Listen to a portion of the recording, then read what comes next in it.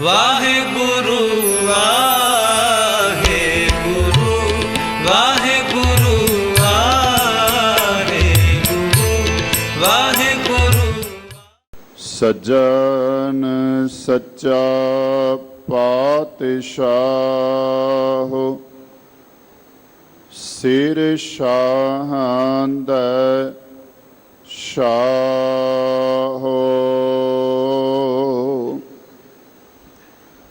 ਜਿਸ ਪਾਸ ਬੈਠਿਆ ਸੋਈਐ ਸਭਨਾਂ ਦਾ ਵੇਸਾਹੋ। ਸਤਨਾਮ ਸ੍ਰੀ ਵਾਹਿਗੁਰੂ ਸਾਹਿਬ ਜੀ। ਤਨਾਸਰੀ ਸ਼ਾਂਤ ਮਹੱਲਾ ਚੌਥਾ। ਘਰ ਪਹਿਲਾ ਇਕ ਓੰਕਾਰ ਸਤਿਗੁਰ ਪ੍ਰਸਾਦ। ਹਰ ਜੀਉ ਕਿਰਪਾ ਕਰੇ ਤਾ ਨਾਮ ਧਿਆਈਐ ਜੀਉ। ਸਤਿਗੁਰ ਮਿਲੈ ਸੁਭਾਏ ਸਹਿਜ ਗੁਣ ਗਾਈਐ ਜੀਉ। ਹਰ ਜੀਉ ਕਿਰਪਾ ਕਰੇ ਤਾ ਨਾਮ ਧਿਆਈਐ ਜੀਉ। ਸਤਿਗੁਰ ਮਿਲੈ ਸੁਭਾਏ ਸਹਿਜ ਗੁਣ ਗਾਈਐ ਜੀਉ। ਗੁਣ ਗਾਏ ਵਿਗਸੈ ਸਦਾ ਆਨੰਦਿਨ ਜਾਂ ਆਪ ਸਾਚੇ ਭਾਵਏ। ਅਹੰਕਾਰ ਹਉ ਮੈਂ ਤਜੈ ਮਾਇਆ ਸਹਿਜ ਨਾਮ ਸਮਾਵਏ। ਆਪ ਕਰਤਾ ਕਰੇ ਸੋਈ ਤਾਂ ਪਾਈਐ। ਹਰ ਜੀਉ ਕਿਰਪਾ ਕਰੇ ਤਾ ਨਾਮ ਧਿਆਈਐ ਜੀਉ। ਆਪ ਕਰਤਾ ਕਰੇ ਸੋਈ ਆਪ ਦੇਤਾ ਪਾਈਐ। ਹਰ ਜੀਉ ਕਿਰਪਾ ਕਰੇ ਤਾ ਨਾਮ ਧਿਆਈਐ ਜੀਉ। ਵਾਹਿਗੁਰੂ ਜੀ ਕਾ ਖਾਲਸਾ ਵਾਹਿਗੁਰੂ ਜੀ ਕੀ ਫਤਿਹ। ਸਤਿਗੁਰਾਂ ਦੀ ਪਾਵਨ ਪਵਿੱਤਰ ਹਜ਼ੂਰੀ ਦੇ ਅੰਦਰ ਸੁਭਾਈਮਾਨ ਗੁਰੂ ਸਵਾਰੇ ਪ੍ਰੇਮੀ ਸਤ ਸੰਗੀ ਜਨੋ, ਵਡਭਾਗੇ ਹੋ ਆਪ ਜੀ। ਸਤਿਗੁਰਾਂ ਦੀ ਕਿਰਪਾ ਦੁਆਰਾ ਸਤ ਸੰਗਤ ਕਰਨ ਦਾ ਸੁਭਾਗ ਆਪ ਜੀ ਨੂੰ ਪ੍ਰਾਪਤ ਹੋਇਆ ਹੈ। ਗੁਰੂ ਸਵਾਰੇ ਗੁਰੂ ਕੇ ਕੀਰਤਨੀ ਸਿੰਘਾਂ ਪਾਸੋਂ ਗੁਰਬਾਣੀ ਕੀਰਤਨ ਆਪ ਜੀ ਨੇ ਸਰਵਨ ਕੀਤੇ ਨੇ। ਅੰਮ੍ਰਿਤ ਵੇਲੇ ਸੱਚਖੰਡ ਸ੍ਰੀ ਹਰਿਮੰਦਰ ਸਾਹਿਬ ਜੀ ਦੇ ਅੰਦਰ ਪ੍ਰਕਾਸ਼ਮਾਨ ਹੋ ਕੇ ਜੋ ਮੁਖ ਵਾਕ ਸਤਿਗੁਰੂ ਧੰਨ ਧੰਨ ਸਾਹਿਬ ਸ੍ਰੀ ਗੁਰੂ ਗ੍ਰੰਥ ਸਾਹਿਬ ਜੀ ਮਹਾਰਾਜ ਜੀ ਨੇ ਕਿਰਪਾ ਕੀਤੀ ਹੈ। ਪਾਵਨ ਸ਼ਬਦ ਧਨਾਸਰੀ ਰਾਗ ਦੇ ਅੰਦਰ ਸ਼ੰਤ ਦੇ ਰੂਪ ਵਿੱਚ ਗੁਰੂ ਰਾਮਦਾਸ ਪਾਤਸ਼ਾਹ ਜੀ ਦਾ ਉਚਾਰਨ ਕੀਤਾ ਹੋਇਆ। ਆਪ ਜੀ ਨੇ ਸ਼ਬਦ ਦੇ ਪਹਿਲੇ ਪਦੇ ਦਾ ਪਾਠ ਸਰਵਣ ਕੀਤਾ ਹੈ। ਅੱਜ ਜਿੱਥੇ ਆਪਾਂ ਸ਼ਬਦ ਦੀ ਵਿਚਾਰ ਕਰਨੀ ਹੈ, ਸਾਧ ਸੰਗਤ ਛੇਵੇਂ ਪਾਤਸ਼ਾਹ ਗੁਰੂ ਹਰਗੋਬਿੰਦ ਜੀ ਮਹਾਰਾਜ ਸੱਚੇ ਪਾਤਸ਼ਾਹ ਜਦੋਂ ਮੀਰੀ ਤੇ ਪੀਰੀ ਦੀਆਂ ਤਲਵਾਰਾਂ ਆਪਣੇ ਜੀਵਨ ਦੇ ਅੰਦਰ ਧਾਰਨ ਕਰਦੇ ਨੇ, ਅੱਜ ਉਹ ਦਿਹਾੜਾ ਵੀ ਹੈ। ਆਪਾਂ ਉਸ ਬਾਰੇ ਵੀ ਵਿਚਾਰ ਕਰਨੀ ਹੈ। ਜਿੰਨੇ ਵੀ ਸਤ ਸੰਗੀ ਸਤਿਗੁਰਾਂ ਦੀ ਕਿਰਪਾ ਦੇ ਪਾਤਰ ਬਣੇ ਹੋ, ਸੁਰਤੀਆਂ ਬਿਰਤੀਆਂ ਨੂੰ ਟਿਕਾਓ, ਰਸਨਾ ਕਰੋ ਪਵਿੱਤਰ, ਗੱਜ ਕੇ ਬੋਲੋ ਸਤਨਾਮ ਵਾਹਿਗੁਰੂ। ਸਤਿਗੁਰਾਂ ਦੀ ਪਾਵਨ ਬਾਣੀ ਨੂੰ ਆਪਾਂ ਪੜ੍ਹੀਏ ਤੇ ਸਾਧ ਸੰਗਤ ਭਾਈ ਗੁਰਦਾਸ ਜੀ ਦੀਆਂ ਵਿਚਾਰਾਂ ਨੂੰ ਧਿਆਨ ਵਿੱਚ ਰੱਖੀਏ ਤੇ ਸਾਨੂੰ ਇਹ ਸਾਰੀ ਗੱਲ ਸਮਝ ਵਿੱਚ ਆ ਜਾਵੇਗੀ ਕਿ ਗੁਰੂ ਅਰਜਨ ਦੇਵ ਜੀ ਮਹਾਰਾਜ ਦੀ ਸ਼ਹਾਦਤ ਤੋਂ ਬਾਅਦ ਸਤਿਗੁਰੂ ਮਹਾਰਾਜ ਨੇ ਇਹ ਤਬਦੀਲੀ ਕਿਵੇਂ ਲਿਆਂਦੀ, ਗੁਰੂ ਨਾਨਕ ਦੇ ਘਰ ਵਿੱਚ ਇਹ ਪਰਿਵਰਤਨ ਕਿਵੇਂ ਆਇਆ। ਪਹਿਲੀ ਗੱਲ ਆਪਾਂ ਨੇ ਇਹ ਧਿਆਨ ਵਿੱਚ ਰੱਖਣੀ ਹੈ, ਸਤਿਗੁਰੂ ਮਹਾਰਾਜ ਨੇ ਪਾਵਨ ਬਾਣੀ ਦੇ ਅੰਦਰ ਕਿਰਪਾ ਕੀਤੀ ਹੈ।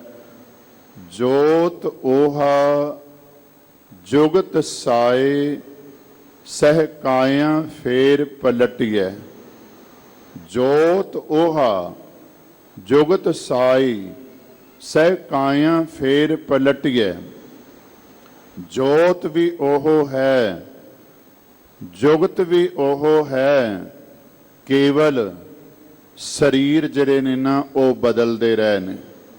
ਇਸੇ ਵਾਸਤੇ ਆਪਾਂ ਗੁਰੂ ਗ੍ਰੰਥ ਸਾਹਿਬ ਜੀ ਮਹਾਰਾਜ ਦੇ ਦਰਸ਼ਨ ਕਰੀਏ ਤੇ ਸਾਧ ਸੰਗਤ ਗੁਰੂ ਨਾਨਕ ਦੇਵ ਜੀ ਮਹਾਰਾਜ, ਗੁਰੂ ਅੰਗਦ ਦੇਵ ਜੀ ਮਹਾਰਾਜ, ਅੱਗੇ ਗੁਰੂ ਅਮਰਦਾਸ ਪਾਤਸ਼ਾਹ, ਗੁਰੂ ਰਾਮਦਾਸ ਪਾਤਸ਼ਾਹ, ਗੁਰੂ ਅਰਜਨ ਦੇਵ ਜੀ ਮਹਾਰਾਜ ਅਤੇ ਗੁਰੂ ਤੇਗ ਬਹਾਦਰ ਜੀ ਮਹਾਰਾਜ ਦੀ ਬਾਣੀ ਗੁਰੂ ਗ੍ਰੰਥ ਸਾਹਿਬ ਜੀ ਦੇ ਅੰਦਰ ਦਰਜ ਹੈ, ਪਰ ਕੇਵਲ ਸ਼ਬਦ ਨਾਨਕ ਵਰਤਿਆ। ਸਾਧ ਸੰਗਤ ਗੁਰੂ ਅੰਗਦ ਦੇਵ ਜੀ ਨੇ ਆਪਣਾ ਨਾਮ ਨਹੀਂ ਵਰਤਿਆ, ਬਾਕੀ ਗੁਰੂ ਸਾਹਿਬਾਨ ਨੇ ਆਪਣਾ ਨਾਮ ਨਹੀਂ ਵਰਤਿਆ, ਬਲਕਿ ਗੁਰੂ ਨਾਨਕ ਪਾਤਸ਼ਾਹ ਦਾ ਨਾਮ ਹੀ ਸਾਰੇ ਗੁਰੂ ਸਾਹਿਬਾਨ ਨੇ ਵਰਤਿਆ ਹੈ। ਇਹ ਗੱਲ ਚੇਤੇ ਰੱਖਣੀ ਹੈ। ਨਾਨਕ ਤਾਂ ਇੱਕ ਹੈ, ਨਾਨਕ ਦਾ ਦੂਜਾ ਰੂਪ ਹੈ, ਤੀਜਾ ਰੂਪ ਹੈ, ਜਿਹਨੂੰ ਆਪਾਂ ਸਰੂਪ ਕਹਿੰਦੇ ਆ। ਜਿਵੇਂ ਮਹੱਲਾ ਦੂਜਾ ਹੈ, ਮਹੱਲਾ ਤੀਜਾ ਹੈ, ਮਹੱਲਾ ਚੌਥਾ ਹੈ, ਮਹੱਲਾ ਪੰਜਵਾਂ ਹੈ ਜਾਂ ਮਹੱਲਾ ਨਾਵਾਂ ਹੈ। ਮੈਂ ਬੇਨਤੀ ਕਰ ਰਿਹਾ ਸੀ, ਗੁਰੂ ਨਾਨਕ ਪਾਤਸ਼ਾਹ ਜੀ ਤੇ ਬਾਕੀ ਗੁਰੂ ਸਾਹਿਬਾਨ ਇੱਕ ਰੂਪ ਨੇ। ਗੁਰੂ ਨਾਨਕ ਪਾਤਸ਼ਾਹ ਜੀ ਨੇ ਜਿਹੜੀ ਵਿਚਾਰਧਾਰਾ ਦਿੱਤੀ, ਉਸੇ ਵਿਚਾਰਧਾਰਾ ਦਾ ਪ੍ਰਚਾਰ ਬਾਕੀ ਗੁਰੂ ਸਾਹਿਬਾਨ ਨੇ ਆਪਣੇ ਜੀਵਨ ਦੇ ਅੰਦਰ ਕੀਤਾ। ਫਿਰ ਇਸ ਗੱਲ ਨੂੰ ਧਿਆਨ ਵਿੱਚ ਰੱਖਿਓ, ਬੜਾ ਸੁੰਦਰ ਲਿਖਿਆ ਹੈ ਇੱਕ ਲਿਖਾਰੀ ਨੇ, ਜਿਸ ਬਾਰੇ ਆਪਾਂ ਪੜ੍ਹਦੇ ਹਾਂ, ਲਾਲਾ ਦੌਲਤ ਰਾਏ। ਉਹਨਾਂ ਨੇ ਬੜਾ ਸੁੰਦਰ ਲਿਖਿਆ ਹੈ। ਕਹਿੰਦੇ ਨੇ ਇੱਕ ਮਕਾਨ ਤਿਆਰ ਹੋ ਰਿਹਾ ਹੈ, ਪਰ ਮਕਾਨ ਮੁਕੰਮਲ ਹੋ ਗਿਆ ਹੈ, ਪਰ ਇੱਕ ਬੰਦਾ ਨੀਂਹ ਰੱਖਦਾ ਹੈ, ਦੂਜਾ ਦੀਵਾਰਾਂ ਬਣਾਉਂਦਾ ਹੈ, ਤੀਜਾ ਛੱਤ ਪਾਉਂਦਾ ਹੈ ਤੇ ਜਿਹੜਾ ਚੌਥਾ ਉਹ ਡੈਕੋਰੇਸ਼ਨ ਕਰ ਦਿੰਦਾ ਹੈ। ਪਰ ਧਿਆਨ ਦੇਵਿਓ, ਇਸ ਵਿੱਚ ਰੋਲ ਨੀਂਹ ਰੱਖਣ ਵਾਲੇ ਦਾ ਘੱਟ ਨਹੀਂ, ਦੀਵਾਰਾਂ ਬਣਾਉਣ ਵਾਲੇ ਦਾ ਘੱਟ ਨਹੀਂ, ਛੱਤ ਪਾਉਣ ਵਾਲੇ ਦਾ ਘੱਟ ਨਹੀਂ, ਜਾਂ ਸੁਵਾਰਨ ਵਾਲੇ ਦਾ ਰੋਲ ਘੱਟ ਨਹੀਂ, ਸਾਰਿਆਂ ਦਾ ਬਰਾਬਰ ਹੈ। ਬਾਬਾ ਨਾਨਕ ਜੀ ਫਾਊਂਡਰ ਗੁਰੂ ਨੇ, ਸਤਿਗੁਰੂ ਮਹਾਰਾਜ ਨੇ ਵਿਚਾਰਧਾਰਾ ਜਿਹੜੀ ਅਕਾਲ ਪੁਰਖ ਦੀ ਕਿਰਪਾ ਨਾਲ ਆਪਣੇ ਜੀਵਨ ਦੇ ਅੰਦਰ ਦਿੱਤੀ। ਆਪ ਜੀ ਪੜ੍ਹਦੇ ਹੋ, ਅਸੀਂ ਸਾਰੇ ਜੀਵ ਵੀ ਵਾਹਿਗੁਰੂ ਦੇ ਭੇਜੇ ਹੋਏ ਆਏ ਹਾਂ, ਤੇ ਬਾਬਾ ਨਾਨਕ ਜੀ ਵੀ ਵਾਹਿਗੁਰੂ ਦੇ ਭੇਜੇ ਹੋਏ ਆਏ, ਪਰ ਉਹਨਾਂ ਦੇ ਜ਼ਿੰਮੇ ਖਾਸ ਡਿਊਟੀ ਲਾਈ ਗਈ। ਕਦੋਂ? ਜਦੋਂ ਸੁਣੀ ਪੁਕਾਰ ਦਾਤਾਰ ਪ੍ਰਭ, ਗੁਰੂ ਨਾਨਕ ਜਗ ਮਾਹੇ ਪਠਾਇਆ। ਗੁਰੂ ਨਾਨਕ ਪਾਤਸ਼ਾਹ ਜੀ ਆਏ, ਧਰਤੀ ਦੀ ਪੁਕਾਰ ਸੁਣ ਕੇ ਸਾਧ ਸੰਗਤ ਜਿਨ੍ਹਾਂ ਉੱਤੇ ਜ਼ੁਲਮ ਹੋ ਰਿਹਾ ਸੀ ਉਹਨਾਂ ਦੀ ਪੁਕਾਰ ਸੁਣ ਕੇ, ਜਿਨ੍ਹਾਂ ਦੇ ਨਾਲ ਜਾਤੀ ਵਿਤਕਰਾ ਹੋ ਰਿਹਾ ਸੀ ਉਹਨਾਂ ਦੀ ਪੁਕਾਰ ਸੁਣ ਕੇ ਬਾਬਾ ਨਾਨਕ ਜੀ ਇਸ ਮਾਤ ਲੋਕ ਦੇ ਅੰਦਰ ਆਏ। ਪਰ ਜਦੋਂ ਅਕਾਲ ਪੁਰਖ ਦੀ ਕਿਰਪਾ ਨਾਲ ਬਾਬਾ ਨਾਨਕ ਜੀ ਨੇ ਆਪਣਾ ਕੰਮ ਅਕਾਲ ਪੁਰਖ ਦੀ ਕਿਰਪਾ ਨਾਲ ਕਰਨਾ ਸ਼ੁਰੂ ਕਰ ਦਿੱਤਾ, ਤੇ ਸਾਧ ਸੰਗਤ ਭਾਵੇਂ ਉਹ ਘਰ ਦੇ ਵਿੱਚ ਹੀ ਕੁਝ ਕਰਮ ਹੋਣ ਜਿਨ੍ਹਾਂ ਦੀ ਵਿਰੋਧਤਾ ਕਰਨੀ ਪਈ, ਭਾਵੇਂ ਬਾਹਰੀ ਤੌਰ ਤੇ ਉਹਨਾਂ ਲੋਕਾਂ ਨੂੰ ਜਿਹੜੇ ਕਰਮ ਕਾਂਡਾਂ ਦੇ ਅੰਦਰ ਫਸੇ ਹੋਏ ਸਨ, ਵਰਨ ਵੰਡ ਦੇ ਅੰਦਰ ਫਸੇ ਹੋਏ ਸਨ, ਰੱਬ ਦੀਆਂ ਵੰਡੀਆਂ ਪਾਈਆਂ ਹੋਈਆਂ ਸੀ, ਰੱਬ ਦੇ ਬੰਦਿਆਂ ਦੀਆਂ ਵੰਡੀਆਂ ਪਾਈਆਂ ਹੋਈਆਂ ਸੀ, ਜਦੋਂ ਉਹਨਾਂ ਨੂੰ ਸਮਝਾਉਣਾ ਸ਼ੁਰੂ ਕੀਤਾ, ਜਿਨ੍ਹਾਂ ਦੇ ਭਾਗ ਜਾਗੇ ਉਹਨਾਂ ਨੂੰ ਤਾਂ ਸਮਝ ਆ ਗਈ, ਉਹ ਗੁਰੂ ਦੀ ਕਿਰਪਾ ਦੇ ਪਾਤਰ ਬਣ ਗਏ। ਪਰ ਜਿਨ੍ਹਾਂ ਨੂੰ ਸਮਝ ਨਾ ਆਈ ਉਹਨਾਂ ਨੇ ਕਹਿਣਾ ਸ਼ੁਰੂ ਕਰ ਦਿੱਤਾ ਆਪਣੇ ਵੱਲੋਂ ਇੱਕ ਗੱਲ, ਕੋਈ ਆਖੇ ਭੂਤਨਾ, ਕੋਈ ਕਹੇ ਬਿਤਾਲਾ, ਕੋਈ ਆਖੇ ਆਦਮੀ, ਨਾਨਕ ਵਿਚਾਰਾ। ਕਿਉਂਕਿ ਜਦੋਂ ਰੱਬ ਦੇ ਪਿਆਰਿਆਂ ਦੀ ਜਾਂ ਜਿਨ੍ਹਾਂ ਦੇ ਅੰਦਰ ਸਾਧ ਸੰਗਤ ਰੱਬ ਦੀ ਜੋਤ ਹੈ ਉਹਨਾਂ ਨਾਲ ਵਿਤਕਰਾ ਹੁੰਦਾ ਹੈ, ਤੇ ਬਾਬਾ ਨਾਨਕ ਉਹਨਾਂ ਦੀ ਬਾਹ ਫੜਦੇ ਨੇ, ਤੇ ਆਖਰਕਾਰ ਆਪ ਜੀ ਨੂੰ ਪਤਾ ਹੈ। ਇਸੇ ਗੱਲ ਨੂੰ ਹੀ ਗੁਰੂ ਅੰਗਦ ਦੇਵ ਜੀ ਮਹਾਰਾਜ ਨੇ ਅੱਗੇ ਤੋਰਿਆ, ਤੇ ਗੁਰੂ ਅਮਰਦਾਸ ਜੀ ਮਹਾਰਾਜ ਨੇ ਇਸ ਗੱਲ ਨੂੰ ਅੱਗੇ ਤੋਰਿਆ, ਗੁਰੂ ਰਾਮਦਾਸ ਪਾਤਸ਼ਾਹ ਨੇ ਇਸ ਗੱਲ ਨੂੰ ਅੱਗੇ ਤੋਰਿਆ, ਤੇ ਧਿਆਨ ਦੇਵਿਓ ਗੁਰੂ ਅਰਜਨ ਦੇਵ ਜੀ ਮਹਾਰਾਜ ਦਾ ਸਮਾਂ ਆਇਆ। ਉਸ ਵੇਲੇ ਜਿਹੜਾ ਸਮੇਂ ਦਾ ਬਾਦਸ਼ਾਹ ਹੈ ਜਹਾਂਗੀਰ, ਉਹਨੂੰ ਇਉਂ ਲੱਗਣ ਲੱਗ ਪਿਆ ਵੀ ਜੇ ਨਾਨਕ ਬਾਬਾ ਦੀ ਚਲਾਈ ਹੋਈ ਵਿਚਾਰਧਾਰਾ ਇਸੇ ਤਰ੍ਹਾਂ ਪ੍ਰਫੁੱਲਤ ਹੁੰਦੀ ਰਹੀ, ਲੋਕਾਂ ਨੂੰ ਜਾਗਰੂਕ ਕੀਤਾ ਗਿਆ, ਤੇ ਫਿਰ ਮੇਰਾ ਜਿਹੜਾ ਨਾ ਤਖਤ ਇਹਨੂੰ ਖਤਰਾ ਹੈ। ਸਾਧ ਸੰਗਤ ਕਾਰਨ ਆਪਾਂ ਵੇਖਦੇ ਆ, ਕੋਈ ਵੀ ਹੋਵੇ, ਭਾਵੇਂ ਸ਼ੇਖ ਅਹਿਮਦ ਸਰਹੰਦੀ, ਭਾਵੇਂ ਫਰੀਦ ਬੁਖਾਰੀ, ਭਾਵੇਂ ਪ੍ਰਿਥੀ ਚੰਦ, ਭਾਵੇਂ ਚੰਦੋ, ਭਾਵੇਂ ਸਾਧ ਸੰਗਤ ਹੋਰ ਕੋਈ ਕਾਰਨ ਹੋਵੇ, ਪਰ ਸਭ ਤੋਂ ਵੱਡਾ ਕਾਰਨ ਕੌਣ ਹੈ? ਜਹਾਂਗੀਰ ਬਾਦਸ਼ਾਹ ਆਪ, ਜਿਹੜਾ ਗੁਰੂ ਨਾਨਕ ਦੇ ਘਰ ਨੂੰ ਝੂਠ ਦੀ ਦੁਕਾਨ ਕਹਿੰਦਾ ਹੈ, ਜਿਹੜਾ ਇਹ ਕਹਿੰਦਾ ਹੈ ਕਿ ਮੈਨੂੰ ਕੋਈ ਬਹਾਨਾ ਮਿਲੇ ਇਸ ਝੂਠ ਦੀ ਦੁਕਾਨ ਨੂੰ ਬੰਦ ਕਰਨ ਦਾ, ਮੈਂ ਇਸ ਨੂੰ ਹਮੇਸ਼ਾ ਵਾਸਤੇ ਬੰਦ ਕਰ ਦਿਆਂ। ਧਿਆਨ ਦੇਵਿਓ, ਗੁਰੂ ਅਰਜਨ ਦੇਵ ਜੀ ਮਹਾਰਾਜ ਸਾਰੇ ਹਾਲਾਤਾਂ ਨੂੰ ਵੇਖ ਰਹੇ ਸਨ, ਤੇ ਜਦੋਂ ਸ਼ਿਕਾਇਤਾਂ ਜਹਾਂਗੀਰ ਦੇ ਕੋਲ ਪਹੁੰਚੀਆਂ, ਸਤਿਗੁਰੂ ਮਹਾਰਾਜ ਨੂੰ ਜਦੋਂ ਲਾਹੌਰ ਬੁਲਾਇਆ ਗਿਆ, ਤੇ ਸਤਿਗੁਰੂ ਸਭ ਕੁਝ ਜਾਣਦੇ ਸਨ। ਲਾਹੌਰ ਜਾਣ ਤੋਂ ਪਹਿਲਾਂ ਬਾਬਾ ਬੁੱਢਾ ਜੀ ਨੂੰ ਬੁਲਾ ਲਿਆ, ਸਤਿਗੁਰੂ ਹਰਗੁਰੂ ਹਰਗੋਬਿੰਦ ਪਾਤਸ਼ਾਹ ਨੂੰ ਬੁਲਾ ਲਿਆ, ਭਾਈ ਗੁਰਦਾਸ ਜੀ ਨੂੰ ਬੁਲਾ ਲਿਆ, ਤੇ ਨਾਲ ਹੀ ਆਖਿਆ ਗੁਰਿਆਈ ਦਾ ਤਿਲਕ ਦੇਣ ਦੀ ਜਿਹੜੀ ਹੈ ਨਾ ਮਰਿਆਦਾ, ਇਹ ਹੁਣ ਨਿਭਾਈ ਜਾਣੀ, ਤਿਆਰੀ ਕਰ ਲਓ। ਬਾਬਾ ਜੀ ਆਖਣ ਲੱਗੇ, ਮਹਾਰਾਜ ਅਚਨਚੇਤ ਐਸੇ ਬਚਨ ਕਿਉਂ? ਸਤਿਗੁਰੂ ਮਹਾਰਾਜ ਕਹਿਣ ਲੱਗੇ, ਸਮਾਂ ਆ ਗਿਆ, ਸਾਨੂੰ ਸਰੀਰ ਤਿਆਗਣਾ ਪੈਣਾ, ਅਸੀਂ ਸਰੀਰ ਤਿਆਗਣਾ ਹੈ, ਕਿਉਂਕਿ ਜੋ ਕੁਝ ਵਾਤਾਵਰਨ ਬਣ ਗਿਆ ਹੈ ਇਸ ਦੇ ਮੁਤਾਬਕ ਅਸੀਂ ਲਾਹੌਰ ਤੋਂ ਵਾਪਸ ਮੁੜ ਕੇ ਨਹੀਂ ਆਵਾਂਗੇ। ਸਾਧ ਸੰਗਤ, ਗੁਰਿਆਈ ਦੀ ਜ਼ਿੰਮੇਵਾਰੀ 11 ਸਾਲ ਦੀ ਉਮਰ ਵਿੱਚ ਗੁਰੂ ਹਰਗੋਬਿੰਦ ਜੀ ਮਹਾਰਾਜ ਨੂੰ ਦਿੱਤੀ ਗਈ, ਤੇ ਸਾਧ ਸੰਗਤ ਅਨੇਕਾਂ ਤਸਈਏ ਲਾਹੌਰ ਦੇ ਅੰਦਰ ਭਾਵੇਂ ਚੰਦੂ ਦੇ ਰਾਹੀਂ ਦਿੱਤੇ ਗਏ, ਪਰ ਦੀਵਾਨ ਵਾਲਾ ਕੌਣ ਹੈ?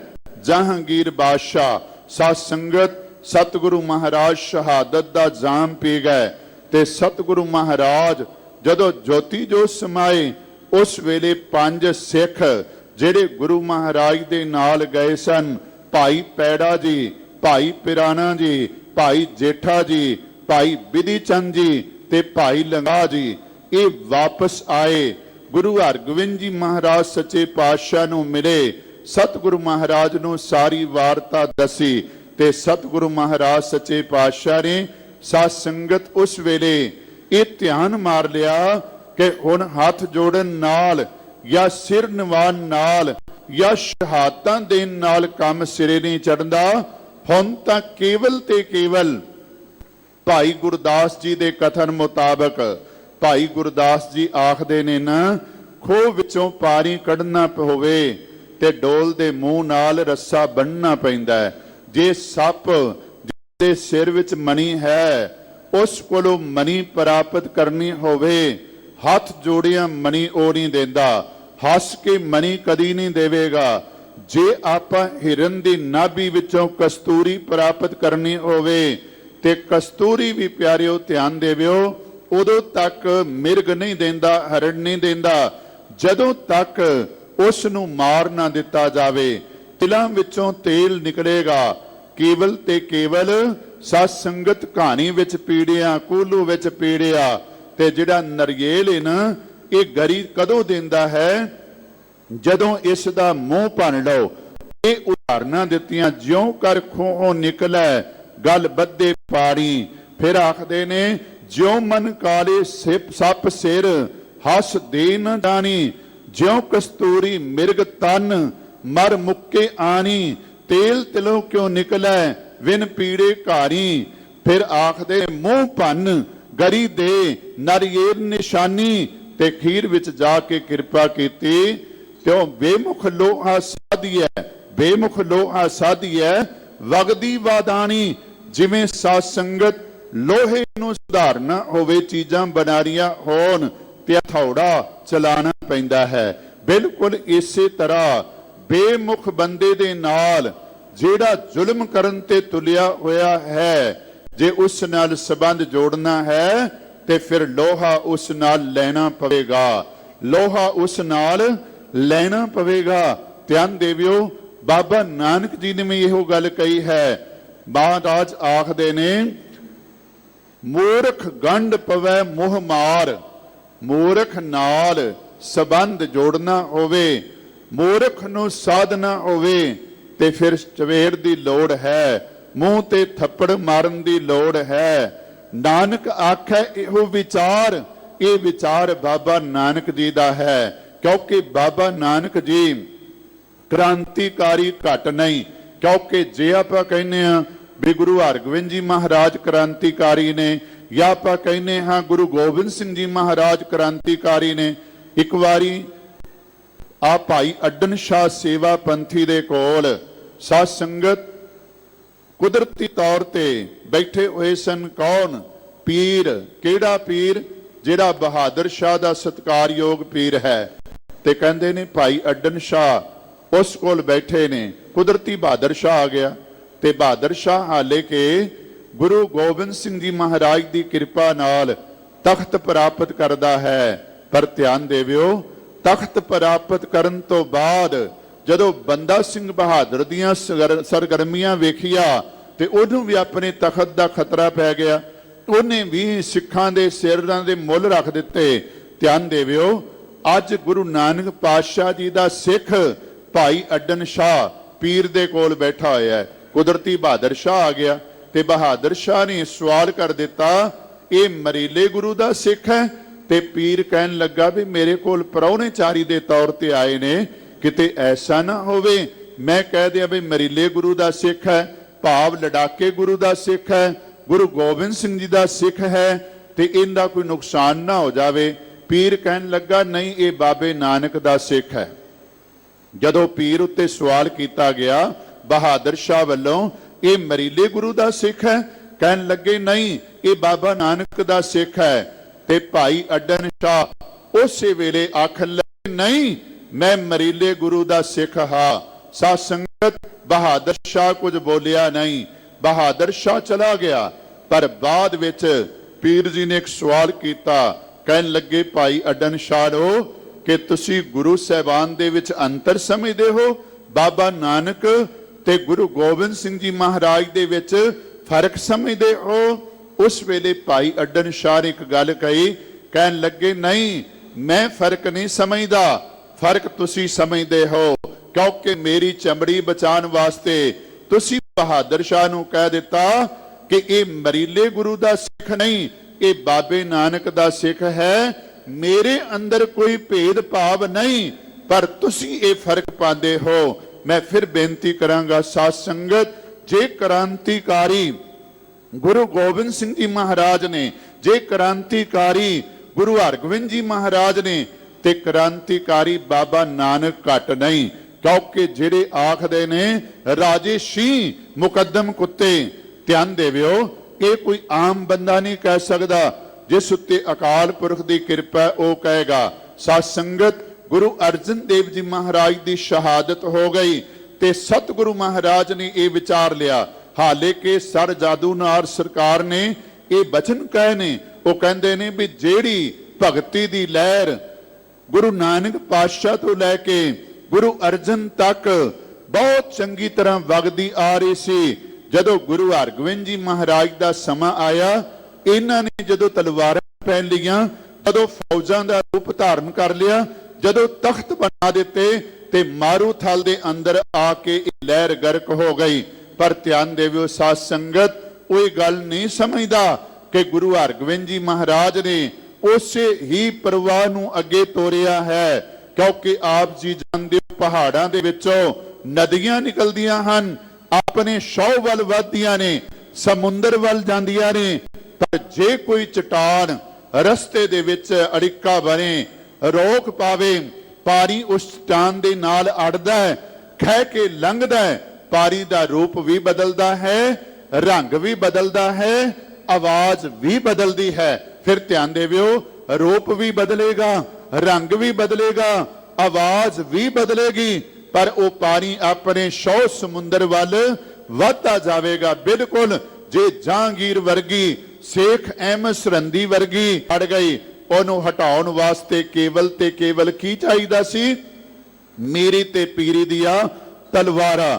ਕਿਉਂਕਿ ਪਹਿਲਾਂ ਗੁਰਬਾਣੀ ਯੁੱਗ ਹੈ, ਫਿਰ ਗੁਰੂ ਹਰਗੋਬਿੰਦ ਜੀ ਮਹਾਰਾਜ ਦੇ ਟਾਈਮ ਗੁਰਬਾਣੀ ਯੁੱਗ ਆਰੰਭ ਹੋ ਗਿਆ। ਕਿਉਂਕਿ ਉਸ ਵੇਲੇ ਦੇ ਜਿਹੜੇ ਢਾਡੀ ਨੇ, ਉਹਨਾਂ ਨੇ ਬੜਾ ਸੁੰਦਰ ਕਥਨ ਕੀਤਾ ਹੈ, ਗੁਰੂ ਹਰਗੋਬਿੰਦ ਜੀ ਮਹਾਰਾਜ ਕਰਕੇ ਤਖਤ ਸੋਹਣਾ ਬਣਿਆ, ਨਾ ਕਿ ਤਖਤ ਕਰਕੇ ਗੁਰੂ ਹਰਗੋਬਿੰਦ ਜੀ ਮਹਾਰਾਜ ਸੋਹਣੇ ਬਣੇ। गुरु हरगोबिंद जी महाराज मेरी पीरी दे मुताज नहीं। फिर ध्यान देवियो, गुरु हरगोबिंद जी महाराज मेरी पीरी दे मुताज नहीं, बल्कि मेरी पीरी दा प्रचार करने वाले हन, मेरी पीरी नूं धारण करने वाले हन, मुताज नहीं। क्योंकि आपां पढ़दे हां, सच्चा तखत सुहायो सतगुरु पाए कह, छप परनी ना जाए कहो क्या गाए कह, रव सस पए मलीन सो दर्श दिखाए कह, सतगुरु तख्त बिराजे प्रभु ध्याए कह, मीर अब्दुल्ला ओ नथा जस कहें बनाए कह, दो तलवारी बदिया, एक मीरी दी, एक पीरी दी, एक अजमत दी, एक राज दी, एक राखी करे वजीर दी, हिम्मत बाहां कोटगढ़ दरवाजा बल बखीर दी, नाल सिपाही नील नाल मार दुष्टां करे तगीर दी, पग तेरी की जहांगीर दी। सतगुरु महाराज दे ढाडिया ने मीरी ते पीरी दियां तलवारां पान बारे ये बचन कहे। किसी विद्वान ने बड़ा सुंदर कहा है, क्या है, मेरी आवाज की परवाज को रोकने वालों, हर गोविंद की तलवार को कौन रोकेगा। मेरी आवाज नूं तुसी मैनू तत्तियां तवियां ते बिठा के रेता पा के पानी विच उबाल के बंद कर दोगे, पर आने वाले समय दे अंदर, क्योंकि जदों भाई पिराना जी या पैड़ा जी आखदे ने सतगुरु इन्नी ताकत होंदिया आप जी इन्ना दुख सहन कर रहे हो, साडे कोलों वेखिया नहीं जांदा, ते महाराज कहन लगे धीरज करो, हर गोविंद दे रूप विच असी शस्त्र पकड़ने हन, ਅਸੀਂ ਸ਼ਸਤਰ ਧਾਰਨ ਕਰਨੇ ਹਨ, ਆਪਣਾ ਬਲ ਉਸ ਵੇਲੇ ਵਿਖਾਇਓ। ਸਾਧ ਸੰਗਤ ਇੱਕ ਬਚਨ ਆਪਾ ਪੜ੍ਹਦੇ ਹਾਂ ਗੁਰੂ ਹਰਗੋਬਿੰਦ ਜੀ ਮਹਾਰਾਜ ਦੇ ਬਾਰੇ। ਪੰਜ ਪਿਆਲੇ ਪੰਜ ਪੀਰ, ਛਟਮ ਪੀਰ ਬੈਠਾ ਗੁਰ ਭਾਰੀ, ਅਰਜਨ ਕਾਇਆ ਪਲਟ ਕੈ ਮੂਰਤ ਹਰ ਗੋਬਿੰਦ ਸੁਵਾਰੀ, ਚੱਲੀ ਪੀੜੀ ਸੋਢੀਆਂ ਰੂਪ ਦਿਖਾਵਨ ਵਾਰੋ ਵਾਰੀ, ਦਲ ਭੰਜਨ ਗੁਰ ਸੂਰਮਾ ਵੜ ਜੋਧਾ ਬਹੁ ਪਰ ਉਪਕਾਰੀ। ਗੁਰੂ ਹਰਗੋਬਿੰਦ ਜੀ ਮਹਾਰਾਜ ਭਾਰੀ ਗੁਰੂ ਨੇ ਤੇ ਬਾਕੀ ਗੁਰੂ ਨਹੀਂ ਧਿਆਨ ਦੇਵਿਓ। ਮੈਂ ਜਿਵੇਂ ਪਹਿਲਾਂ ਬੇਨਤੀ ਕੀਤੀ ਹੈ, ਗੁਰੂ ਇੱਕ ਰੂਪ ਹਨ, ਸਤਿਗੁਰਾਂ ਦੇ ਅੰਦਰ ਇੱਕੋ ਜੋਤ ਹੈ। ਗੁਰੂ ਹਰਗੋਬਿੰਦ ਜੀ ਮਹਾਰਾਜ ਭਾਰੀ ਗੁਰੂ ਕਿਵੇਂ ਜੀ?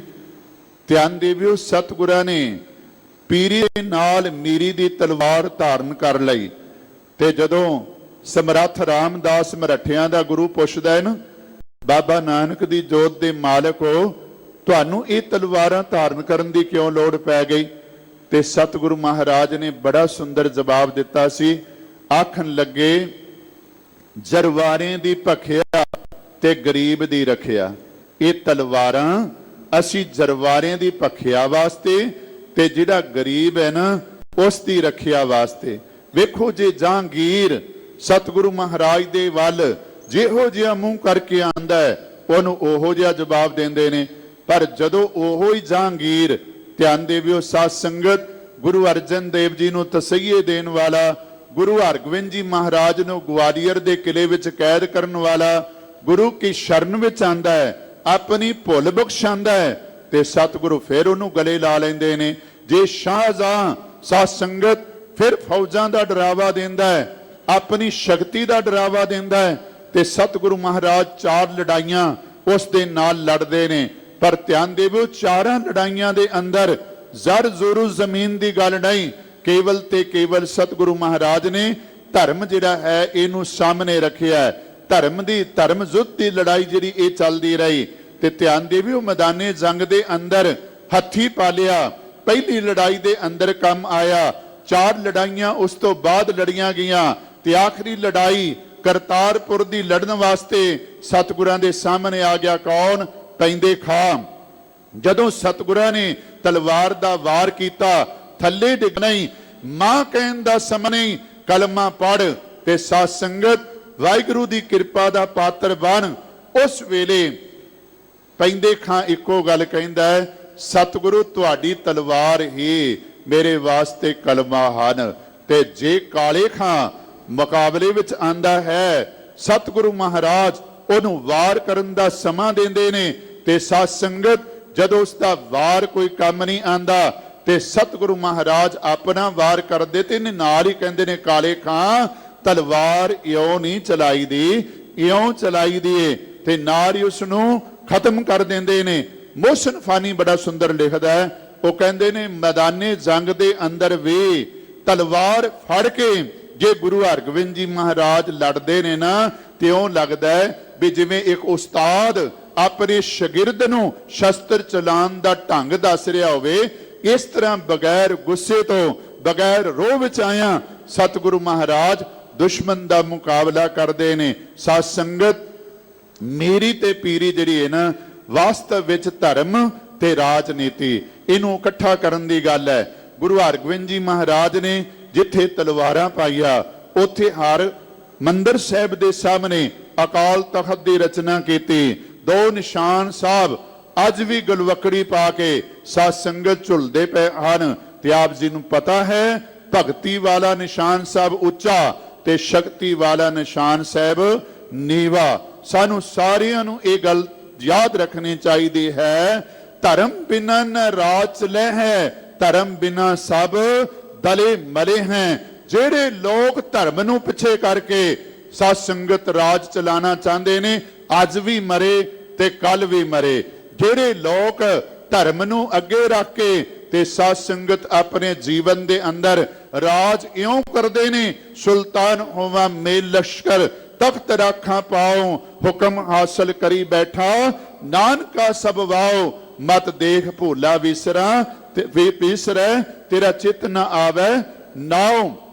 ਗੁਰੂ ਮਹਾਰਾਜ ਕਿਰਪਾ ਕਰਨ, ਅਸੀਂ ਧਰਮ ਤੇ ਰਾਜਨੀਤੀ ਨੂੰ ਨਖੇੜ ਨਹੀਂ ਸਕਦੇ, ਪਰ ਧਰਮ ਜਿਹੜਾ ਹੈ ਆਪਣੀ ਥਾਂ ਤੇ ਰਵੇ, ਰਾਜਨੀਤੀ ਆਪਣੀ ਥਾਂ ਤੇ ਰਵੇ, ਤੇ ਫਿਰ ਸਾਧ ਸੰਗਤ ਅਕਾਲ ਪੁਰਖ ਦੀ ਕਿਰਪਾ ਵਰਤਦੀ ਏ। ਬਸ ਪਿਆਰਿਓ, ਜਿੱਥੇ ਆਪਾਂ ਗ੍ਰੰਥ ਨਾਲ ਜੁੜੇ ਆ, ਪੰਥ ਨਾਲ ਜੁੜ ਜਾਈਏ, ਮੀਰੀ ਪੀਰੀ ਦੇ ਸਿਧਾਂਤ ਨੂੰ ਆਪਣੇ ਜੀਵਨ ਦੇ ਅੰਦਰ ਅਪਣਾਉਂਦਿਆਂ ਹੋਇਆ ਆਪਣੇ ਜੀਵਨ ਦੇ ਅੰਦਰ ਵਿਚਰੀਏ, ਸਤਿਗੁਰੂ ਦੀ ਕਿਰਪਾ ਵਰਤੇਗੀ। ਆਓ ਅੱਜ ਦਾ ਜਿਹੜਾ ਮੁੱਖ ਵਾਕ ਆਇਆ, ਇਸ ਦੀ ਵਿਚਾਰ ਆਪਾਂ ਸਾਰੇ ਮਿਲ ਕੇ ਸਾਂਝੀ ਕਰੀਏ ਜੀ। ਸਾਰੇ ਆਪਣੀਆਂ ਸੁਰਤੀਆਂ ਬਿਰਤੀਆਂ ਨੂੰ ਟਿਕਾਓ। ਸਤਨਾਮ ਸ੍ਰੀ ਵਾਹਿਗੁਰੂ ਸਾਹਿਬ ਜੀ। ਤਨਾਸਰੀ ਸ਼ਾਂਤ ਮਹੱਲਾ ਚੌਥਾ। ਘਰ ਪਹਿਲਾ। ਇਕ ਓੰਕਾਰ ਸਤਿਗੁਰ ਪ੍ਰਸਾਦ। ਤਨਾਸਰੀ ਰਾਗ ਸ਼ੰਤ ਕਾਵ ਦੀ ਇੱਕ ਵੰਨਗੀ ਹੈ। ਮਹੱਲਾ ਚੌਥਾ। ਗੁਰੂ ਨਾਨਕ ਪਾਤਸ਼ਾਹ ਜੀ ਦੇ ਚੌਥੇ ਸਰੂਪ ਗੁਰੂ ਰਾਮਦਾਸ ਪਾਤਸ਼ਾਹ ਜੀ ਦਾ ਇਹ ਸ਼ਬਦ ਹੈ। ਘਰ ਪਹਿਲਾ ਇਹ 12 ਰਾਗਾਂ ਵਿੱਚ ਹੈ। ਘਰ ਦਾ ਸੰਬੰਧ ਤਾਲ ਨਾਲ ਹੈ। ਹਦਾਇਤ ਕੀਤੀ ਹੈ ਕਿ ਘਰ ਪਹਿਲੇ ਦੇ ਅੰਦਰ ਇਸ ਸ਼ਬਦ ਨੂੰ ਗਾਇਨ ਕਰਨਾ ਹੈ। ਵਾਹਿਗੁਰੂ ਇੱਕ ਹੈ, ਸਰਵ ਵਿਆਪਕ ਹੈ, ਸਾਰੀਆਂ ਸ਼ਕਤੀਆਂ ਦਾ ਮਾਲਕ ਹੈ। ਸਤਿਗੁਰੂ ਦੀ ਕਿਰਪਾ ਨਾਲ ਐਸੇ ਗੁਨਾਹ ਵਾਲਾ ਵਾਹਿਗੁਰੂ ਮਿਲਦਾ ਹੈ। ਹਰ ਜੀਉ ਕਿਰਪਾ ਕਰੇ ਤਾ ਨਾਮ ਧਿਆਈਐ ਜੀਉ। ਨਾਮ ਜਪਣਾ ਸਾਡੀ ਜ਼ਿੰਦਗੀ ਦਾ ਮਕਸਦ ਹੈ, ਪ੍ਰਯੋਜਨ ਹੈ। ਬਾਕੀ ਕੰਮ ਸਾਰੇ ਬਾਅਦ ਵਿੱਚ। ਨਾਮ ਜਪਣ ਦਾ ਕੰਮ ਸਭ ਤੋਂ ਪਹਿਲਾਂ। ਗੁਰ ਸਤਿਗੁਰ ਕਾ ਜੋ ਸਿੱਖ ਅਖਾਏ, ਸੋ ਭਲਕੇ ਉਠ ਹਰ ਨਾਮ ਧਿਆਵੈ। ਭਾਈ ਪ੍ਰਾਪਤ ਮਾਨੁਖ ਦੇ ਹੁਰੀਆ, ਗੋਬਿੰਦ ਮਿਲਨ ਕੀ ਇਹ ਤੇਰੀ ਬਰੀਆ। ਅਵਰ ਕਾਜ ਤੇਰਾ ਕਿਤੇ ਨਾ ਕਾਮ, ਮਿਲ ਸਾਧ ਸੰਗਤ ਭਜ ਕੇਵਲ ਨਾਮ। ਕੇਵਲ ਨਾਮ ਜਪੋ ਰੇ ਪ੍ਰਾਰੀ, ਪਰੋ ਏਕ ਕੀ ਸ਼ਰਨਾ।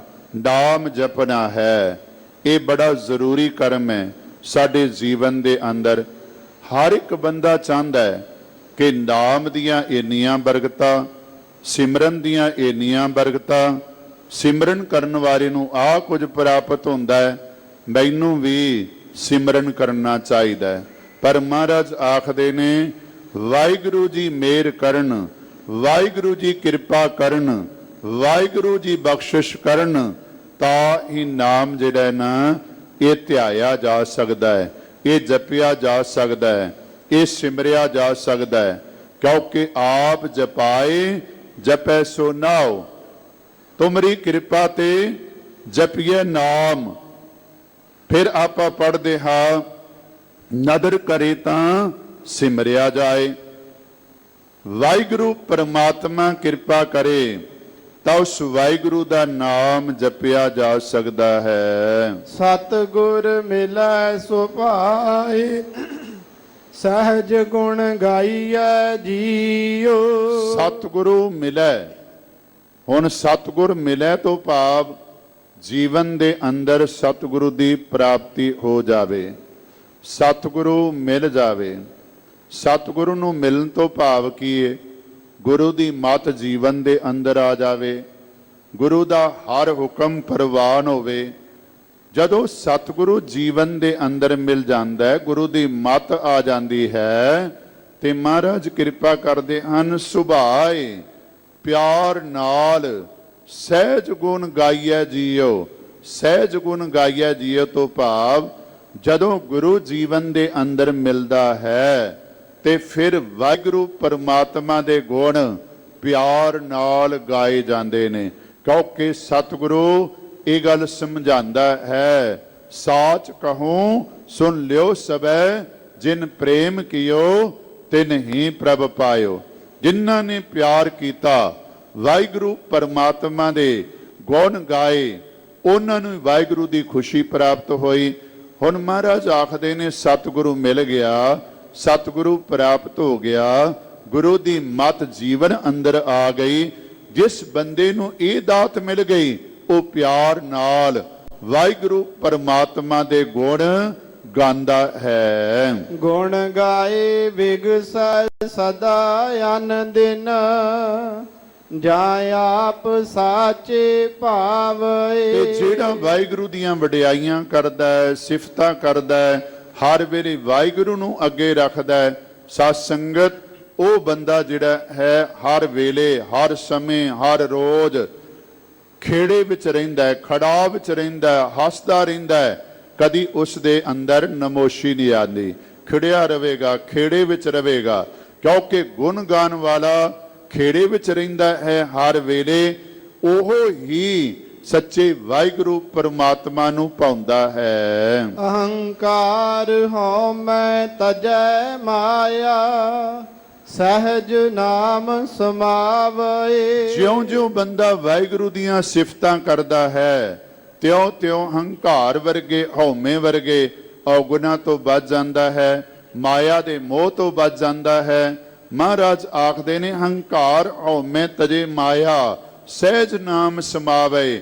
ਜਿਹੜਾ ਗੁਣ ਗਾਉਂਦਾ, ਗੁਣ ਗਾਨ ਦੀ ਬਰਕਤ ਨਾਲ ਉਸ ਦੇ ਵਿੱਚੋਂ ਮੈਂ ਮੁੱਕ ਜਾਂਦੀ ਹੈ, ਹੰਕਾਰ ਮੁੱਕ ਜਾਂਦਾ ਹੈ, ਮਾਇਆ ਦੀ ਮਮਤਾ ਜਿਹੜੀ ਹੈ ਉਹ ਮੁੱਕ ਜਾਂਦੀ ਹੈ, ਤੇ ਫਿਰ ਸਹਿਜੇ ਹੀ ਭਾਵ ਆਤਮਿਕ ਅਡੋਲਤਾ ਦੇ ਵਿੱਚ ਟਿਕ ਕੇ ਨਾਮ ਵਿੱਚ ਲੀਨ ਹੋਇਆ ਰਹਿੰਦਾ ਹੈ। ਆਪ ਕਰਤਾ ਕਰੇ ਸੋਈ, ਆਪ ਦੇ ਤਾ ਪਾਈਐ। ਇਹ ਸਾਰੀ ਖੇਡ ਵਾਹਿਗੁਰੂ ਪਰਮਾਤਮਾ ਆਪ ਬਣਾਉਣ ਵਾਲਾ ਹੈ।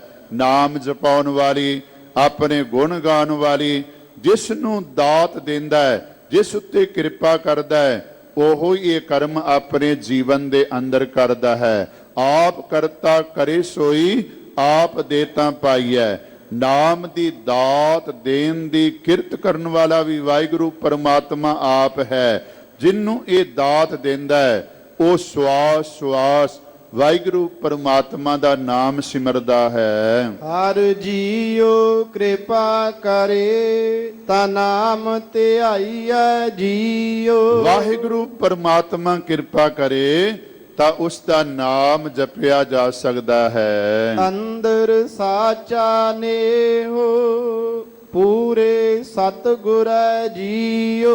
ਪੂਰੇ ਸਤਿਗੁਰੂ ਦੇ ਰਾਹੀਂ ਹੀ ਵਾਹਿਗੁਰੂ ਪਰਮਾਤਮਾ ਦਾ ਅੰਦਰ ਪਿਆਰ ਲੱਗਦਾ ਹੈ। ਹਉ ਤਿਸ ਸੇਵੀ ਦਿਨ ਰਾਤ, ਮੈਂ ਕਦੇ ਨਾ ਵਿਸਰੈ ਜੀਉ। ਮੈਂ ਉਸ ਵਾਹਿਗੁਰੂ ਪਰਮਾਤਮਾ ਨੂੰ ਦਿਨ ਰਾਤ ਜਪਦਾ ਹਾਂ। ਆਖਾਂ ਜੀਵਾ ਵਿਸਰੈ ਮਰ ਜਾਓ, ਇਹ ਅਵਸਥਾ ਹੈ ਜੇ ਮੈਂ ਨਹੀਂ ਆਖਦਾ।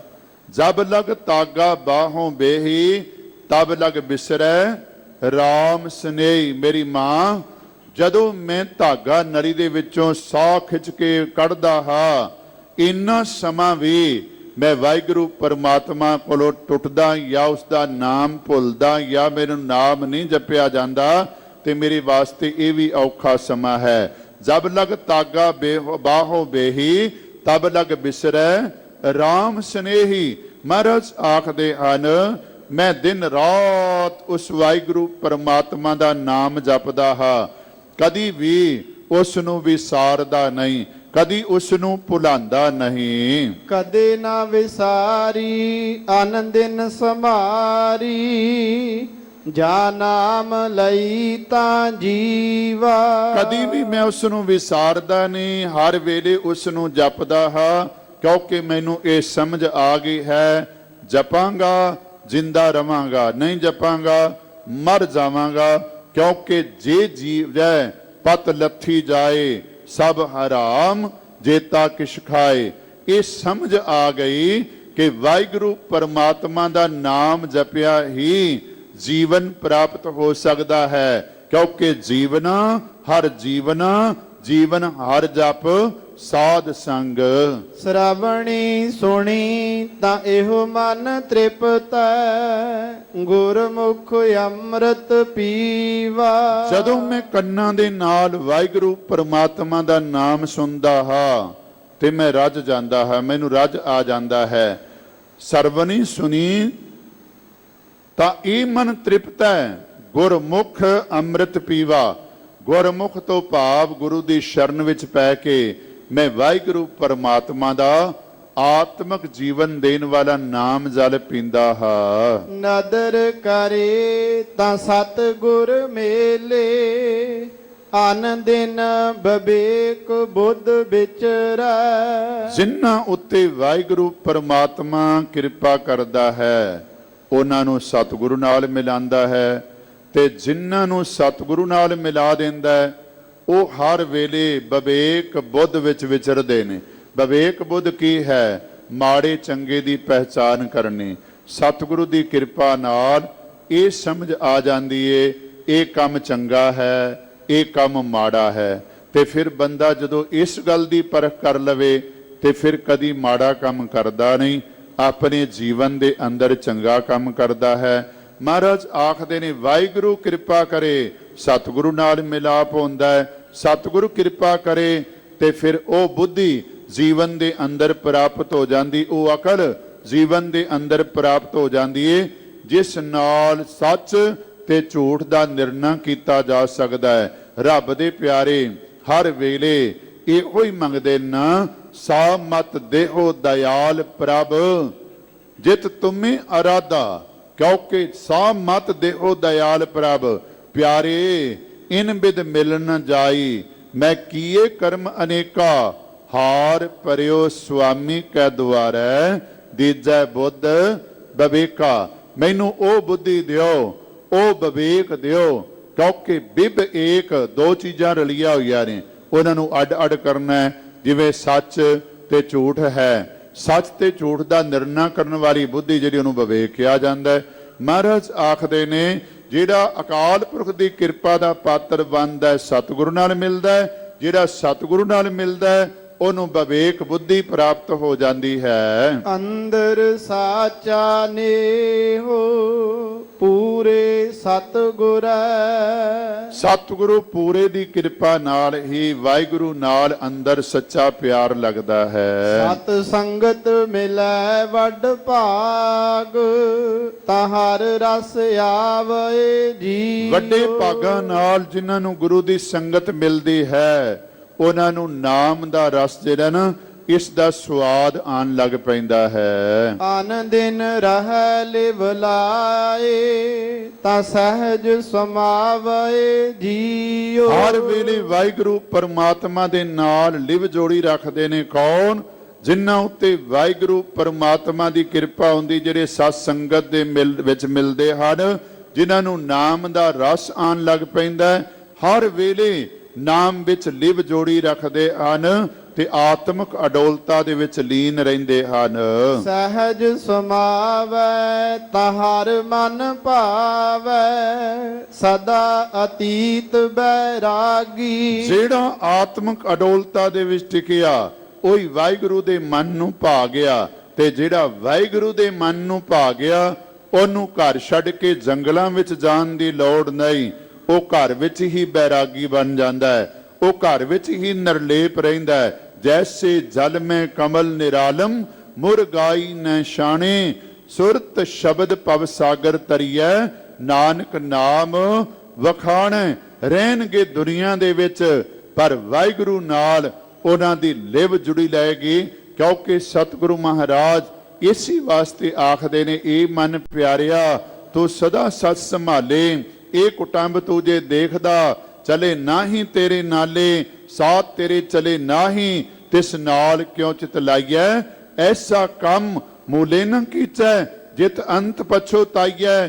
ਸਤਿਗੁਰੂ ਕਾ ਉਪਦੇਸ਼ ਸੁਨ ਤੋ ਹੋਵੇ ਤੇਰੇ ਨਾਲੇ, ਕਹੇ ਨਾਨਕ ਮਨ ਪਿਆਰੇ ਤੂੰ ਸਦਾ ਸੱਚ ਸੰਭਾਲੇ। ਹਲਤ ਪਲਤ ਸੁਬਾ ਜਗ ਅੰਤਰ, RAM ਨਾਮ ਲਿਵ ਲਾਗੀ। ਜਿਨ੍ਹਾਂ ਦੀ RAM ਦੇ ਨਾਮ ਨਾਲ ਲਿਵ ਲੱਗ ਗਈ, ਹਾਲਤ ਵਿੱਚ, ਇਸ ਲੋਕ ਵਿੱਚ, ਪਲਤ ਪਰਲੋਕ ਵਿੱਚ ਉਹਨਾਂ ਦੀ ਜੈ ਜੈਕਾਰ ਹੁੰਦੀ ਹੈ। ਹਰਖ ਸੋਗ ਦੋਹਾਂ ਤੇ ਮੁਕਤਾ, ਜੋ ਪ੍ਰਭ ਕਰੇ ਸੋ ਭਾਵਏ। ਖੁਸ਼ੀ ਗਮੀ ਉਹਨਾਂ ਵਾਸਤੇ ਬਰਾਬਰ ਹੋ ਜਾਂਦੀ। ਸੰਪੈ ਦੇਖ ਨ ਹਰਖੀਐ, ਬਿਪਤ ਦੇਖ ਨ ਰੋਏ। ਜਿਉ ਸੰਪੈ ਤਿਉ ਬਿਪਤ ਹੈ, ਬਿਦ ਨੇ ਰਚਿਆ ਸੋ ਹੋਏ। ਖੁਸ਼ੀ ਗਮੀ ਉਹਨਾਂ ਵਾਸਤੇ ਇੱਕੋ ਜਿਹੀ ਹੁੰਦੀ। ਇਸ ਤੋਂ ਮੁਕਤ ਹੋ ਜਾਂਦੇ ਨੇ, ਆਜ਼ਾਦ ਹੋ ਜਾਂਦੇ ਨੇ, ਕਿਉਂਕਿ ਅਸੀਂ ਲੋਕ ਖੁਸ਼ੀ ਆ ਗਈ, ਖੁਸ਼ੀ ਵਿੱਚ ਲੀਨ, ਤੇ ਜੇ ਸਤਸੰਗ ਗਮੀ ਆ ਗਈ ਤੇ ਗਮੀ ਵਿੱਚ ਗਮਗੀਨ ਹੋ ਜਾਂਦੇ ਆ। ਪਰ ਵਾਹਿਗੁਰੂ ਦੇ ਪਿਆਰੇ ਨਾਮ ਜਪਣ ਵਾਲੇ ਸਤਿਗੁਰੂ ਦੀ ਕਿਰਪਾ ਦੇ ਪਾਤਰ ਬਣੇ ਹੋਏ ਹਰ ਸੋਗ ਤੋਂ ਮੁਕਤ ਹੋ ਜਾਂਦੇ ਹਨ, ਕਿਉਂਕਿ ਉਹਨਾਂ ਨੂੰ ਇਹ ਗੱਲ ਸਮਝ ਵਿੱਚ ਆ ਜਾਂਦੀ ਹੈ, ਜੋ ਪ੍ਰਭ ਕਰੇ ਸੋ ਭਾਵੈ। ਰੱਬ ਜੋ ਕਰਦਾ, ਸੁਖ ਦੇਵੇ, ਦੁੱਖ ਦੇਵੇ, ਖੁਸ਼ੀ ਦੇਵੇ, ਗਮੀ ਦੇਵੇ, ਉਸ ਅੱਗੇ ਆਪਣਾ ਸਿਰ ਝੁਕਾਉਂਦੇ ਹਨ। ਸਤ ਸੰਗਤ ਮਿਲੈ ਵੱਡ ਭਾਗ, ਤਹਰ ਰਸ ਆਵੈ ਜੀਓ। ਜਿਨ੍ਹਾਂ ਨੂੰ ਵੱਡੇ ਭਾਗਾਂ ਦੇ ਨਾਲ ਗੁਰੂ ਦੀ ਸੰਗਤ ਪ੍ਰਾਪਤ ਹੁੰਦੀ ਹੈ, ਹਰੀ ਦੇ ਨਾਮ ਦਾ ਰਸ ਉਹਨਾਂ ਨੂੰ ਆਣ ਲੱਗ ਪੈਂਦਾ ਹੈ। ਦੂਜੈ ਭਾਏ ਦੁਖ ਹੋਏ, ਮਨ ਮੁਖ ਜਮ ਜੋਹਿਆ ਜੀ। ਰੱਬ ਨੂੰ ਛੱਡ ਕੇ ਦੂਜੇ ਪਾਸੇ ਆਪਣੇ ਮਨ ਦਾ ਮੁਰੀਦ ਜਿਹੜਾ ਬੰਦਾ ਹੈ, ਉਸ ਨੂੰ ਹਰ ਵੇਲੇ ਜਮ ਤੱਕਦਾ ਰਹਿੰਦਾ, ਮੌਤ ਦੀ ਤੱਕ ਵਿੱਚ ਰਹਿੰਦਾ, ਆਤਮਕ ਮੌਤੇ ਮਰਦਾ ਹੈ। ਹਾਏ ਹਾਏ ਕਰੇ ਦਿਨ ਰਾਤ, ਮਾਇਆ ਦੁਖ ਮੋਹਿਆ ਜੀਓ। ਦਿਨ ਰਾਤ ਹਾਏ ਹਾਏ ਕਰਦਿਆਂ ਉਸ ਦੀ ਬਤੀਤ ਹੁੰਦੀ ਹੈ, ਤੇ ਮਾਇਆ ਦਾ ਜਿਹੜਾ ਦੁੱਖ ਹੈ ਉਹਨੂੰ ਮੋਈ ਰੱਖਦਾ ਹੈ। ਮਾਇਆ ਦੁਖ ਮੋਹਿਆ ਹਉ ਮੈਂ ਰੋਹਿਆ, ਮੇਰੀ ਮੇਰੀ ਕਰਤ ਵਿਹਾਵੈ। ਜਿਹੜਾ ਮਾਇਆ ਦੇ ਮੋਹ ਵਿੱਚ ਫਸਿਆ ਹੋਇਆ ਦੁਖੀ ਹੁੰਦਾ ਹੈ, ਤੇ ਆਏ ਹਾਏ ਕਰਦਿਆਂ ਹੀ ਉਸ ਦਾ ਸਮਾਂ ਬਤੀਤ ਹੁੰਦਾ ਹੈ। ਮਹਾਰਾਜ ਆਖਦੇ ਹਨ, ਮਾਇਆ ਦੁਖ ਮੋਇਆ ਹਉਮੈ ਮੋਇਆ, ਮੇਰੀ ਮੇਰੀ ਕਰਤ ਵਿਹਾਵੈ। ਹਰ ਚੀਜ਼ ਉੱਤੇ ਆਪਣਾ ਕਬਜ਼ਾ ਕਰਦਾ, ਆ ਮੇਰੀ, ਆ ਮੇਰੀ। ਭਾਵੇਂ ਆਪਾਂ ਪੜ੍ਹਦੇ ਆ, ਮੇਰੀ ਮੇਰੀ ਕੈਰੋ ਕਰਤੇ ਦੁਰਯੋਧਨ ਸੇ ਭਾਈ, 12 ਜੋਜਨ ਛਤਰ ਚਲੇ ਥਾ, ਦੇ ਹੀ ਗਿਰਜਨ ਖਾਈ। ਪਰ ਮੈਂ ਨਹੀਂ ਮੁੱਕਦੀ, ਮੇਰੀ ਮੇਰੀ ਵਾਰੀ ਭਾਵੜਾ ਅੰਦਰੋਂ ਨਹੀਂ ਜਾਂਦੀ।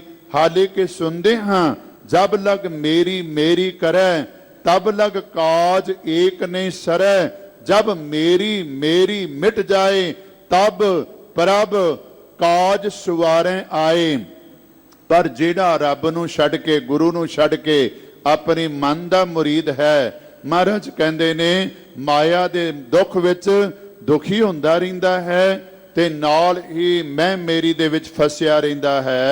जो प्रभ दे तिस चेतै नाहि, अंत गया पछुतावै।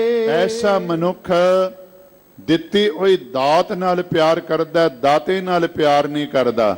ਪਰ ਇਸ ਦਾ ਰਿਜ਼ਲਟ ਕੀ ਨਿਕਲਦਾ, परिणाम ਕੀ ਨਿਕਲਦਾ, ਉਹਨੂੰ ਅਖੀਰ ਵੇਲੇ ਪਛਤਾਉਣਾ ਹੀ ਪੈਂਦਾ ਹੈ। ਬਿਨ ਨਾਵੈ ਕੋ ਸਾਥ ਨਾ ਚਾਲੈ, ਪੁੱਤਰ ਕਲਤਰ ਮਾਇਆ ਤੋਹਿ। ਇੱਕ ਨਾਮ ਹੀ ਨਾਲ ਜਾਂਦਾ, ਨਾ ਪੁੱਤਰ ਨਾ ਔਰਤ, ਕੋਈ ਵੀ ਚੀਜ਼ ਨਹੀਂ ਜਾਂਦੀ, ਕਿਉਂਕਿ ਇਹ ਮਾਇਆ ਧੋਇਆ, ਮਾਇਆ ਦਾ ਛਲ ਹੈ, ਇਹ ਠੱਗੀ ਹੈ। ਭਾਵ ਕੋਈ ਚੀਜ਼ ਹੋਰ ਨਾਲ ਨਹੀਂ ਜਾਂਦੀ, ਕੇਵਲ ਨਾਮ ਹੀ ਨਾਲ ਨਿਭਦਾ ਹੈ। ਦੂਜੈ ਭਾਏ ਦੁਖ ਹੋਏ, ਮਨ ਮੁਖ ਜਮ ਜੋਹਿਆ ਜੀ। ਆਪਣੀ ਮਨ ਦਾ ਮੁਰੀਦ ਰੱਬ ਨੂੰ ਛੱਡ ਕੇ ਹੋਰ ਪਾਸੇ ਲੱਗਾ ਹੋਇਆ ਹਰ ਵੇਲੇ ਜਮ ਦੀ ਤੱਕ ਵਿੱਚ ਰਹਿੰਦਾ ਹੈ। ਕਰ ਕਿਰਪਾ ਲੇਹੁ ਮਿਲਾਏ, ਮਹਿਲ ਹਰ ਪਾਇਆ ਜੀਓ। ਜਿਨ੍ਹਾਂ ਨੂੰ ਕਿਰਪਾ ਕਰਕੇ ਵਾਹਿਗੁਰੂ ਪ੍ਰਮਾਤਮਾ ਆਪਣੇ ਨਾਲ ਮਿਲਾ ਲੈਂਦਾ ਹੈ, ਉਹਨਾਂ ਨੂੰ ਵਾਹਿਗੁਰੂ ਦਾ ਟਿਕਾਣਾ, ਵਾਹਿਗੁਰੂ ਦੀ ਹਜ਼ੂਰੀ, ਵਾਹਿਗੁਰੂ ਨਾਲ ਇੱਕ ਮਿਗਤਾ ਪ੍ਰਾਪਤ ਹੋ ਜਾਂਦੀ ਹੈ। ਸਦਾ ਰਹਿ ਕਰ ਜੋੜ, ਪ੍ਰਭ ਮਨ ਪਾਇਆ ਜੀਓ। ਹੱਥ ਜੋੜ ਕੇ ਹਰ ਵੇਲੇ ਬੇਨਤੀਆਂ ਕਰਦਾ ਹੈ, ਤੇ ਵਾਹਿਗੁਰੂ ਪਰਮਾਤਮਾ ਉਸ ਦੇ ਮਨ ਨੂੰ ਪਿਆਰਾ ਲੱਗਦਾ ਹੈ।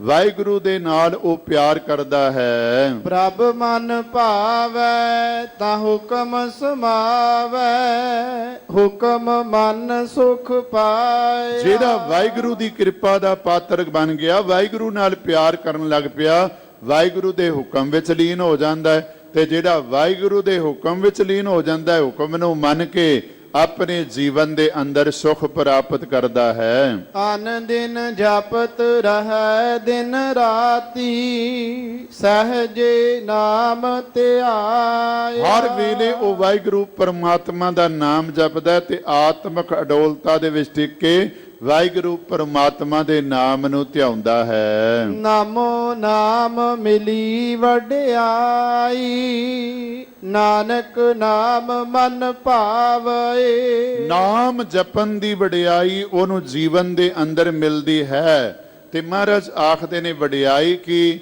ਗੁਰੂ ਰਾਮਦਾਸ ਪਾਤਸ਼ਾਹ ਜੀ ਕਿਰਪਾ ਕਰਦੇ ਨੇ, ਨਾਮ ਉਸਦੇ ਮਨ ਨੂੰ ਪਿਆਰਾ ਲੱਗਦਾ ਹੈ। ਕਰ ਕਿਰਪਾ ਲੇਹੁ ਮਿਲਾਏ, ਮਹਿਲ ਹਰ ਪਾਵੈ ਜੀਓ। ਜਿਸ ਨੂੰ ਕਿਰਪਾ ਕਰਕੇ ਵਾਹਿਗੁਰੂ ਜੀ ਤੁਸੀਂ ਆਪਣੇ ਨਾਲ ਮਿਲਾ ਲੈਂਦੇ ਹੋ, ਉਸ ਨੂੰ ਆਪ ਜੀ ਦੀ ਹਜ਼ੂਰੀ, ਆਪ ਜੀ ਦੇ ਚਰਨਾਂ ਵਿੱਚ ਟਿਕਾੜਾ ਪ੍ਰਾਪਤ ਹੋ ਜਾਂਦਾ ਹੈ। ਕਿਉਂਕਿ ਗੁਰ ਕਿਰਪਾ ਜਿਹ ਨਰ ਕੋ ਕੀਨੀ, ਤਹ ਇਹ ਜੁਗਤ ਪਛਾਨੀ, ਨਾਨਕ ਲੀਨ ਪਇਓ ਗੋਬਿੰਦ ਸਿਓ, ਜਿਉ ਪਾਣੀ ਸੰਗ ਪਾਣੀ। ਸਮੁੱਚੇ ਸ਼ੰਤ ਦਾ ਭਾਵ ਅਰਥ ਇਹ ਹੈ ਕਿ ਅਸੀਂ ਜੀਵਨ ਦੇ ਅੰਦਰ ਗੁਰੂ ਦੀ ਕਿਰਪਾ ਦੇ ਪਾਤਰ ਬਣੀਏ, ਗੁਰੂ ਦੀ ਸੰਗਤ ਵਿੱਚ ਜੁੜੀਏ, ਨਾਮ ਜਪੀਏ। ਤੇ ਜਦੋਂ ਨਾਮ ਜਪਾਂਗੇ ਫਿਰ ਉਸ ਦੀ ਹਰ ਗੱਲ ਜਿਹੜੀ ਸਾਨੂੰ ਪਸੰਦ ਆਵੇਗੀ, ਭਾਣੇ ਵਿੱਚ ਰਾਜੀ ਰਵਾਂਗੇ। ਤੇ ਸਾਧ ਸੰਗਤ ਵਾਹਿਗੁਰੂ ਨੂੰ ਤੇ ਗੁਰੂ ਨੂੰ ਉਹੋ ਹੀ ਭਾਉਂਦਾ ਹੈ ਜਿਸ ਨੂੰ ਵਾਹਿਗੁਰੂ ਦਾ ਗੁਰੂ ਦਾ ਭਾਣਾ ਚੰਗਾ ਲੱਗਦਾ ਹੈ। ਆਓ ਸਤਿਗੁਰੂ ਕਿਰਪਾ ਕਰੇ, ਬਾਣੀ ਪੜ੍ਹਦਿਆਂ ਸੁਣਦਿਆਂ ਬਾਣੀ ਨਾਲ ਪਿਆਰ ਕਰੀਏ, ਬਾਣੀ ਨਾਲ ਪਿਆਰ ਕਰੀਏ, ਪੰਥ ਗ੍ਰੰਥ ਨਾਲ ਜੁੜ ਕੇ ਅਸੀਂ ਸਾਧ ਸੰਗਤ ਆਪਣੇ ਜੀਵਨ ਦੇ ਅੰਦਰ ਵਿਚਰੀਏ, ਲੋਕ ਨਾਲ ਪਰਲੋਕ ਸੌਰੇਗਾ ਜੀ। ਆਓ ਅਖੀਰਲੀਆਂ ਪੰਕਤੀਆਂ ਦਾ ਪਾਠ ਸਰਵਨ ਕਰੋ, ਭੁੱਲਾਂ ਚੁੱਕਾਂ ਦੀ ਖਿਮਾ। ਨਾਮੋ ਨਾਮ ਮਿਲੀ ਵਡਿਆਈ, ਨਾਨਕ ਨਾਮ ਮਨ ਭਾਵੈ। ਕਰ ਕਿਰਪਾ ਲਿਹੋ ਮਿਲਾਏ, ਮੈਲ ਹਰ ਪਾਵੈ ਜੀਓ। ਵਾਹਿਗੁਰੂ ਜੀ ਕਾ ਖਾਲਸਾ, ਵਾਹਿਗੁਰੂ ਜੀ ਕੀ ਫਤਿਹ। ਵਾਹਿਗੁਰੂ ਜੀ ਕਾ ਖਾਲਸਾ, ਵਾਹਿਗੁਰੂ ਜੀ ਕੀ ਫਤਿਹ। ਸ਼ੇਰੇ ਪੰਜਾਬ ਗੁਰਬਾਣੀ YouTube ਚੈਨਲ ਨੂੰ ਵੱਧ ਤੋਂ ਵੱਧ ਸਬਸਕ੍ਰਾਈਬ ਕਰੋ ਤੇ ਇਸ ਤੇ ਗੁਰਬਾਣੀ, ਸ਼ਬਦ ਕੀਰਤਨ ਤੇ ਇਤਿਹਾਸ ਨਾਲ ਵੱਧ ਤੋਂ ਵੱਧ ਜੁੜ ਕੇ ਆਨੰਦ ਮਾਣੋ ਤੇ ਆਪਣੀ ਜ਼ਿੰਦਗੀ ਨੂੰ ਸਫਲ ਕਰੋ। ਵਾਹਿਗੁਰੂ ਜੀ ਕਾ ਖਾਲਸਾ, ਵਾਹਿਗੁਰੂ ਜੀ ਕੀ ਫਤਿਹ।